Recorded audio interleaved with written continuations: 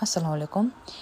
Bugun biz sizlar bilan oddiy hayotimizda avtomatizatsiyalash qanaqa bo'ladi va uni qanaqa qilib kodda bajarish mumkin ekanligini ko'rib chiqamiz. Misol uchun, men o'zimning kompaniyamga reklamasiga qanaqadir pul kiritganman va undan lidlar yiqqanman.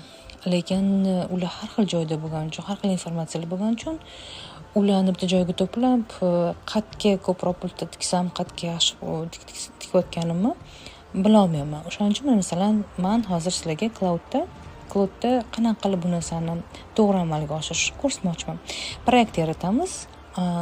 Ko'rsatilgandek, u proyektni nomlaymiz va u proyektda nima project instructionsda полный instruksiya kiritamiz. Masalan, biz nima qilmoqchimiz?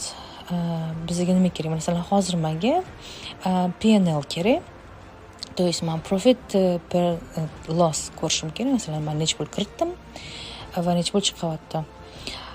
Men bu yerda o'zim fayllarimni kirgizdim. Существующий fayllar, masalan, это просто fayl kiritishim mumkin yoki ulab qo'yishim mumkin. Bu yerda men o'zim xohlayotgan mavzuda nima qilishim kerak ekanligini prompt qilib kirgizganman. Bitta men san'atni tanladim, chunki san'at men bu kulli ishlarda juda ham yaxshi, lekin logikasi juda ham qattiq katta narsalar qilayotgan bo'lganligida ko'proq opusni tanlashga maslahat beraman. Hozir mana men bitta nima xohlayotganimni yozdim. Bunda faqat kirdi chiqdilar, masalan, kirim chiqimlarni qo'ysanglar bo'ladi yoki o'zingizlar proyektinglarda bo'layotgan narsalar. Mana masalan, menga aytdimki, menga PPT yasab berdim. Bu menga prezentatsiya yasab berdi. Bu prezentatsiyani men ulashishim mumkin o'zimning kollegalarim bilan yoki men uni saqlab qolib, nima qilishim mumkin agar men uni avtomatizatsiya qilmoqchi bo'lsam, har hafta menga shu отчетni yuboradigan bo'lsa, uni ham Coworkda qilsa bo'ladi. Buni keyingi darslarda o'rgataman. Lekin hozir mana masalan menga PPT yasab berdi. Men endi aytayman, "Xo'p, menga yoqdi. Yaxshi qilgansan, maslahatlaring yaxshi. Qayerga ko'proq pul tikayotganimni, qayerdan ko'proq pul kelayotganini yozib berding, zo'r, молодецsan. Endi menga shunaqa application qilib berishdi. Men anaqa oldindan bilay, necha pul tiksam, necha pul menga keladi, chunki men senga уже berib bo'ldim danilarni. U danilarga qarab menga forecast qilib berdi. То есть будущийni, kelajakni menga aytib berdi deb aytaman.